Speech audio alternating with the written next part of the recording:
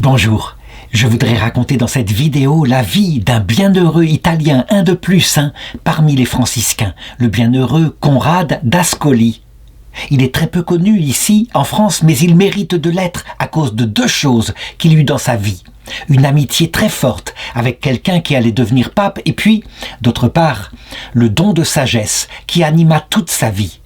Je rappelle d'abord ce que c'est que le don du Saint-Esprit. Il y en a 7. Ce sont des qualités de l'amour. Ça veut dire que quand on aime Dieu de tout son cœur, il sort une sorte d'invasion de son esprit par l'amour qui transforme les qualités de son cœur. Et le plus grand des dons du Saint-Esprit, c'est le don de sagesse qui fait contempler directement Dieu dans son mystère, donc à travers le mystère de la Trinité. Il y a d'autres dons, comme le don d'intelligence qui fait comprendre les intentions profondes de ce Dieu sur nous, le don de science qui fait regarder le monde, les animaux, les créatures, à la lumière de Dieu. C'est un don que partageait particulièrement saint François d'Assise avec son Cantique des créatures. Et puis, il y a le don de conseil qui fait obéir à Dieu directement, à faire sa volonté, le don de piété, le don de crainte.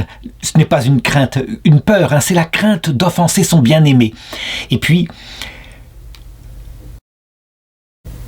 le don de force qui fait affronter pour le Seigneur, pour amour de lui, tous les dangers, tous les martyrs possibles.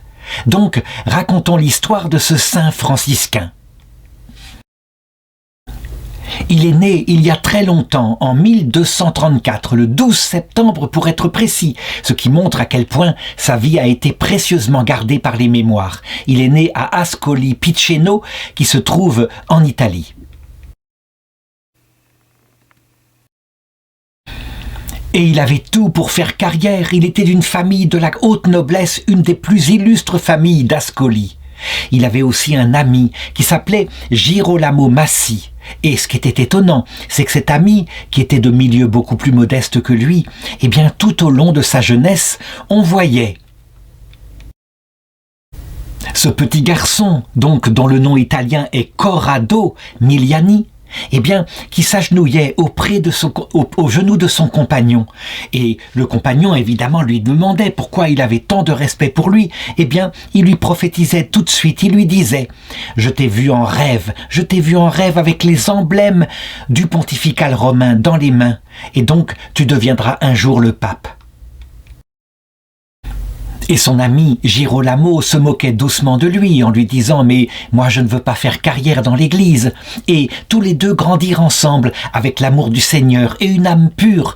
Et d'ailleurs, pour bien prouver que ni l'un ni l'autre ne voulait faire carrière, ils entrèrent, dès qu'ils le purent, dans le plus humble des ordres religieux, l'ordre de Saint François, là où on fait vœu de pauvreté, où on renonce à tout et où on vit vraiment, matériellement, pauvrement, donc l'inverse de la gloire du monde. Il faut savoir qu'à cette époque-là, si on voulait faire carrière dans l'église, il valait mieux rentrer dans le clergé séculier, où il y avait de beaux vêtements, où on pouvait plastronner. Mais ce n'était le cas ni à l'un ni à l'autre. Et ils développèrent leur amitié ensemble, en faisant leur noviciat chez les franciscains. Il faut que je rappelle ici ce que c'est que l'ordre des franciscains, fondé, à peu près à cette époque-là, par saint François d'Assise. Il était en pleine naissance, en pleine ferveur, on peut le dire. Saint François avait été lui aussi quelqu'un d'assez riche dans sa jeunesse. Il n'était pas noble, il était fils de marchand du côté d'Assise, mais tout d'un coup touché par la grâce du Seigneur qui lui avait dit, en lui montrant une église, de la rebâtir. Eh bien, il s'était converti, il avait renoncé à toutes les prétentions, toutes les ambitions de la terre, et Dieu sait s'il en avait. Il avait rêvé à un moment donné d'être chevalier, et son père, qui était très riche, lui avait même payé une armure pour partir au combat contre la ville d'à côté. C'était comme ça, à l'époque, l'Italie était divisée, et les villes se faisaient la guerre les unes contre les autres. Et puis, il avait trouvé, en se convertissant au Seigneur, une ambition bien plus grande que toutes les ambitions de la terre. Eh bien, comme je vais le montrer, pour Conrad, ça va être à peu près pareil. Leur destin à ces deux amis dans l'ordre des franciscains va être particulièrement différent. En ce qui concerne d'abord Girolamo, lui, il est considéré au sein de l'ordre comme un élément extraordinairement stable, extraordinairement solide, et donc peu à peu, il a de plus en plus de responsabilités au sein de l'ordre, au point, à un moment donné, de devenir même provincial des frères mineurs de Dalmatie. Conrad, pour sa part, reste un simple frère, mais il garde sa ferveur. On le voit qui pratique sur lui les deux pieds qui permettent de marcher vers le Seigneur, à savoir le pied du moyen, le pied gauche, qui est l'ascèse. Il dort sur une planche en dur, il porte des vêtements extraordinairement pauvres, il prend au sérieux la pauvreté matérielle que son père Saint François lui avait conseillée. Et puis, surtout, le but, la vie mystique. Et on le voit qui cherche Dieu de tout son cœur à travers la prière. Et il a une passion particulière pour la Sainte Trinité. Il essaye de chercher les mystères de la Trinité tout en faisant ses études. Il faut remarquer qu'à cette époque-là, sous l'influence du cardinal Hugolin, les franciscains avaient été obligés de construire quelques bâtiments justement pour que les jeunes frères puissent étudier et devenir au service de l'Église des théologiens qualifiés. Donc, Conrad est un contemplatif. Au-dessus de tous les mystères, évidemment, l'intéresse le mystère de la Trinité. Il en est convaincu. C'est de là que tout le trésor de la compréhension de l'Évangile. Plus on comprend le mystère de la Trinité, qui est la cause du monde, plus forcément, tout le reste prendra sens. C'est une intuition intérieure,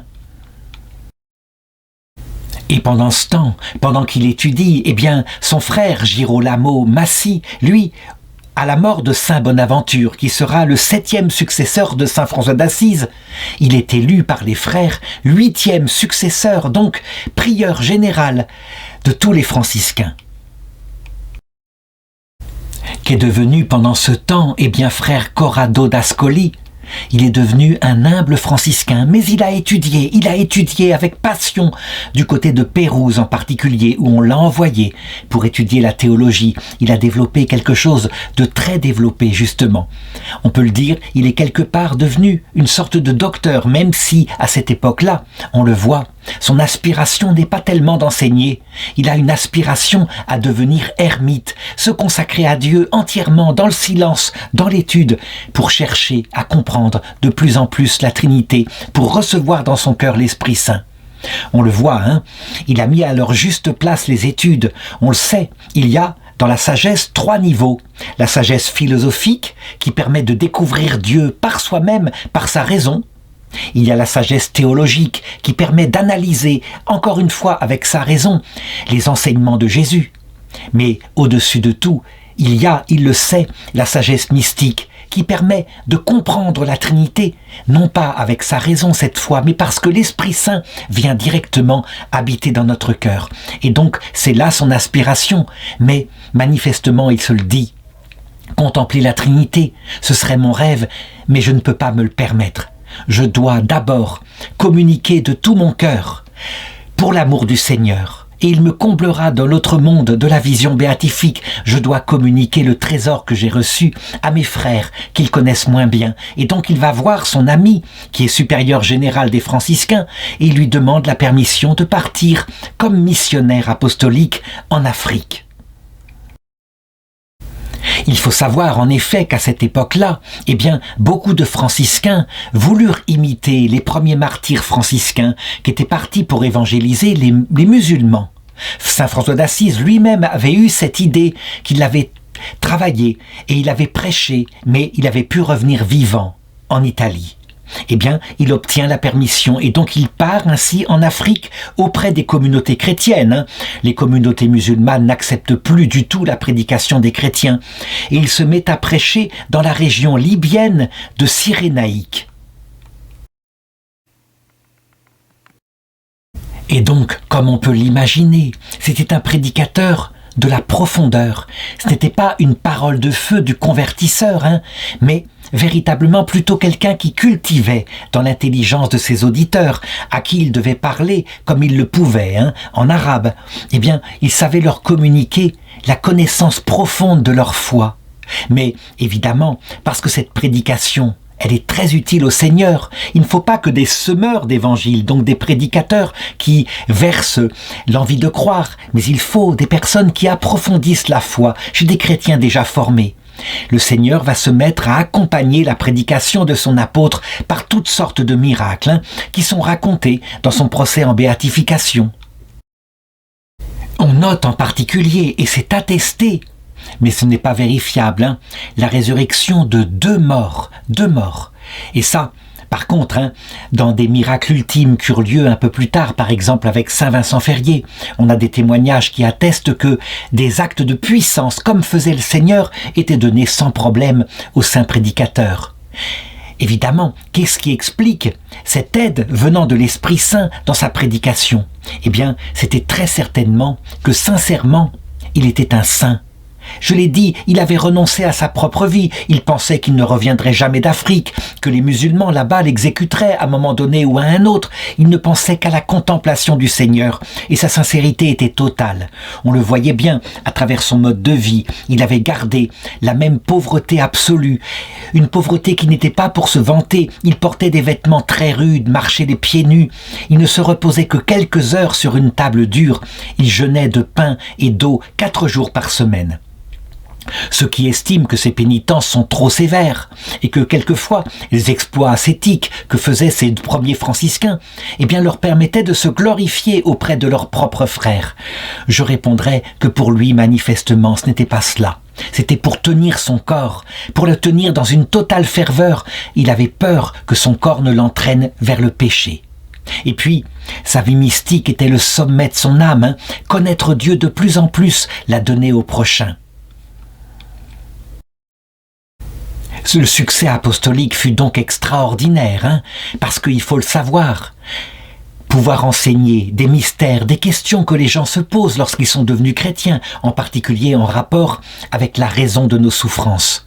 Il faut quelqu'un qui soit capable de l'enseigner, et lui, il en était capable. Il exprimait par ces mots-là, en disant simplement que sur la terre, nous sommes en apprentissage, qu'il faut devenir tout humble, mourir à soi-même, pour pouvoir entrer dans la vision béatifique.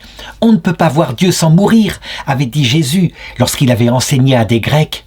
Si le grain de blé tombé en terre ne meurt pas, il reste seul, mais s'il meurt, il porte beaucoup de fruits. Alors on ne peut pas dire que le bienheureux Conrad avait la même théologie qui nous a été donnée à nous des siècles plus tard, avec des grands théologiens comme Maurice Wundel, qui expliquent que la nécessité de cette totale humilité vient de l'humilité infinie du cœur de Dieu, et qu'on ne pourrait pas supporter la vision béatifique, ce serait impossible, on fuirait, si on n'avait pas un cœur totalement mort à soi-même. Non, sans doute ça n'allait pas jusque-là. Les choses en question seraient révélées peu à peu au cours des siècles. Elles étaient présentes dans l'Évangile, bien sûr, mais à cette époque-là, elles étaient plutôt cachées.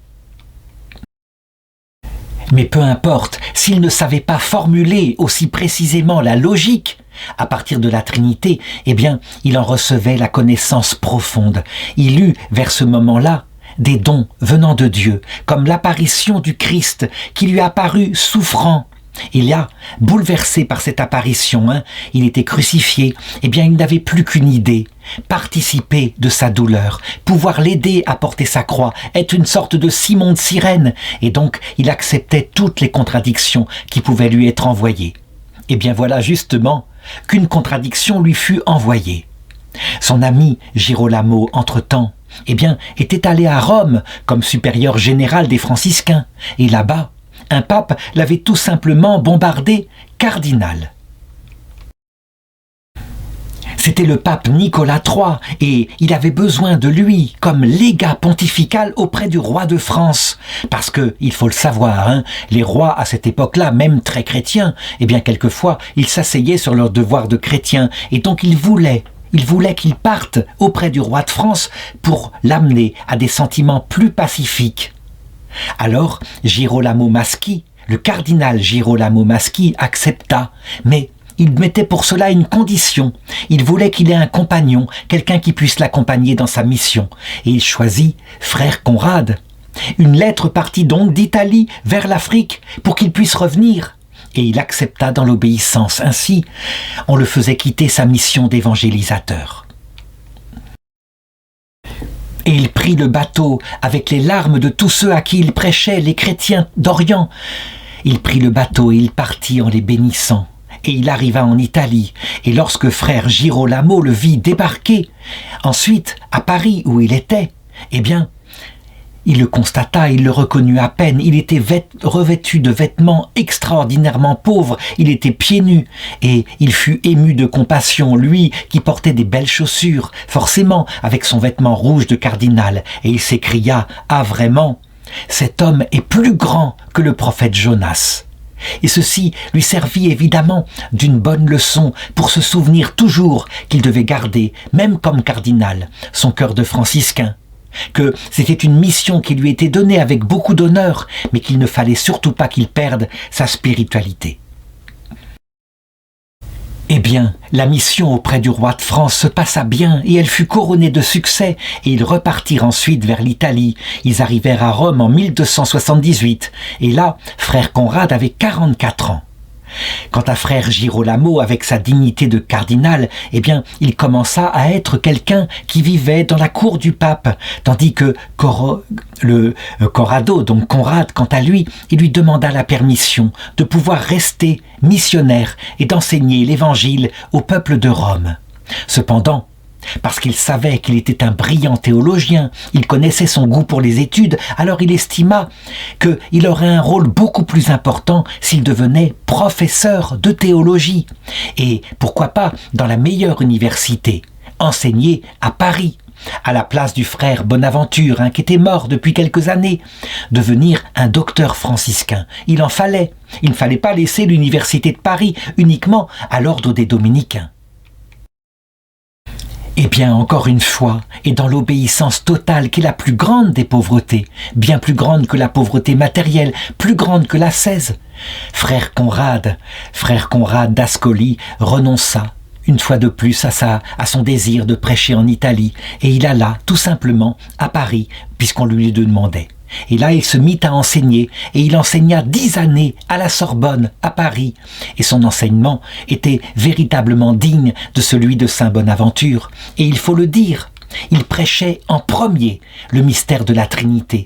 Et il démontrait à ses élèves, ceux qui croyaient en particulier, qui ne voyaient pas bien l'utilité de ce mystère, qui pensaient que c'était un peu adventiste, il leur démontrait que non, au contraire, c'est parce qu'on comprenait ce qu'est la Trinité, du mieux qu'on peut, avec les instruments de la logique, qu'on la comprenait d'abord par la contemplation, que tout le reste trouvait sa logique en théologie, et en particulier, je l'ai expliqué, la nécessité de notre présence sur terre, pour y apprendre, pour s'y préparer à la rencontre. Ce qui était étonnant, cher frère Conrad, c'est que quand il arrivait pour enseigner en chaire, où il y avait ses étudiants qui étaient là, réunis, un peu comme maintenant dans des amphithéâtres, puisque la Sorbonne était un enseignement magistral, il avait gardé la même pauvreté, la même simplicité qu'avant, la même humilité du cœur. Il recevait les élèves qui lui posaient des questions. Les honneurs qu'il avait reçus maintenant, étant un éminent professeur d'université à la Sorbonne, jamais ne l'influencèrent, et toujours il garda l'idée que la gloire selon le monde était rien en fonction d'une ambition bien plus grande qu'il avait, lui. La vision béatifique, il n'aspirait qu'à cela. On peut le dire, là encore, c'est le don de sagesse qui lui avait expliqué la volonté de Dieu. Rien ne sert en ce monde. La gloire qu'on peut obtenir, même être pape, être cardinal, pourquoi pas, n'est rien en fonction d'une ambition bien plus grande. Voir Dieu face à face. La vision béatifique, c'est le nom qu'on donne à cette chose qui n'arrivera pas à l'heure de notre mort. Là, nous verrons Jésus dans son humanité sainte, mais qui arrivera après le temps de purgatoire, s'il nous en faut un encore, pour accueillir ce cœur tout humble. Et nous verrons Dieu, le Christ, directement dans sa divinité, sans les voiles de son humanité. C'est quelque chose d'absolument inimaginable qu'il prêchait à ses étudiants. Voici que, après 10 ans d'enseignement, en 1288, il avait l'âge de 44 ans, un message lui parvint de Rome, de son ami Girolamo Maschi. Il venait d'être élu pape, sous le nom de Nicolas IV. Et il rappelait son ami, il lui demandait de venir à Rome. Et par la même chose, avec le messager qui lui annonçait, eh bien, il lui fut annoncé que manifestement le pape Nicolas IV voulait l'honorer du titre de cardinal.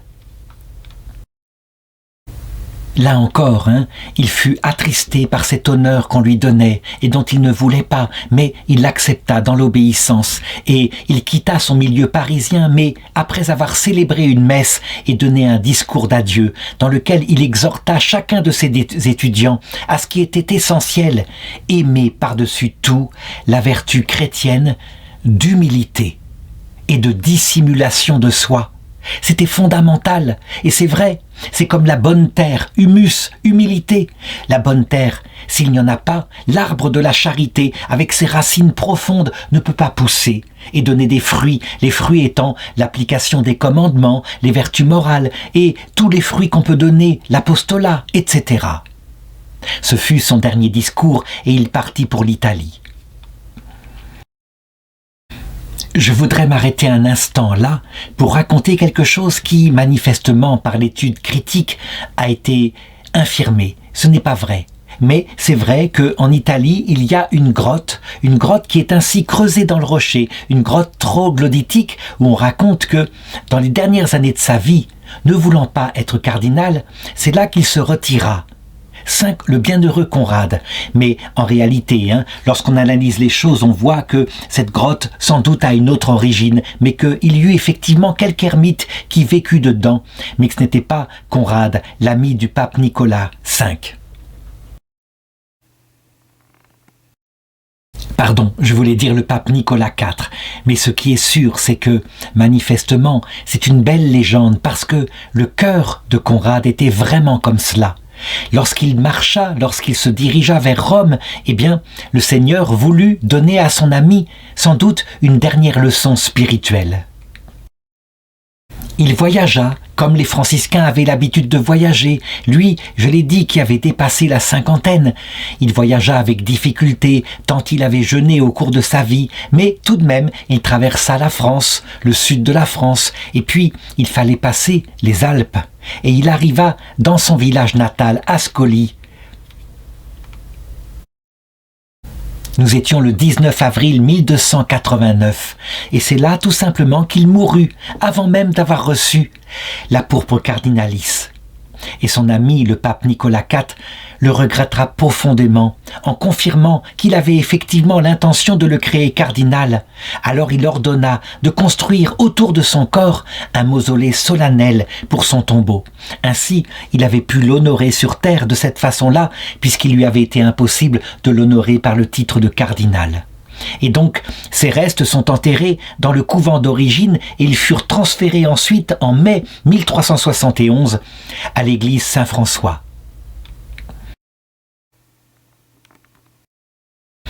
Les Italiens, on le voit, ils aiment à faire paraître le corps de leur saint lorsqu'il est intact. Parfois, ils le recouvrent discrètement d'une pellicule de cire. Mais en ce qui le concerne, eh bien, je suis incapable de dire si c'est son vrai corps, souple, intact, ou si c'est un corps momifié. La plupart du temps, on le sait, Sainte Thérèse d'Avila, Sainte Thérèse de l'Enfant Jésus, lorsqu'elle se rendit en Italie pour son pèlerinage à 15 ans pour demander au pape Léon XIII la possibilité d'entrer au Carmel, eh bien, elle visita plusieurs de ces sarcophages contenant des saints et elle fut assez dubitative au point qu'elle demanda la permission à Dieu que son corps ne soit pas conservé intact parce que elle avait de sérieux doutes sur le travail de conservation effectué par les anges. Pourtant, il y a quelques saints dont le corps est véritablement, absolument intact. Je pense par exemple à Sainte Cécile ou alors à Saint Charbel Maclouf.